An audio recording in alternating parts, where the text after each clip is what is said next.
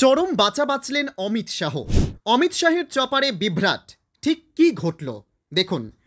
সম্প্রতি একটি video viral. ভিডিওতে দেখা যাচ্ছে অমিত শাহের চপার মাঝ আকাশে বড়সড় বিপদের মধ্যে পড়ে এবং তাদের প্রাণ সংশয়ের সম্ভাবনাও বাড়ে। এই ভিডিও নেট দুনিয়াতে ছড়িয়ে যাওয়ার পর থেকেই ব্যাপকভাবে হিড়িক লেগে যায় মানুষের জল্পনার ও কল্পনার।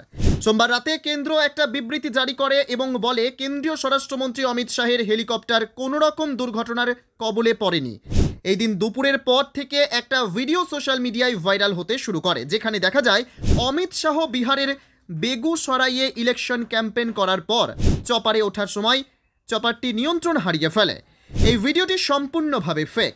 তাদের বিবৃতিতে এটা স্পষ্ট হয় যে একাধিক চ্যানেলে অমিত শাহের চপার ওড়ার সময় ঝোড়ো হাওয়ার মাঝে নিয়ন্ত্রণের সমস্যায় পড়ে এই যে নিউজটি দেখানো হয়েছে সেটা সম্পূর্ণভাবে ভুয়ো।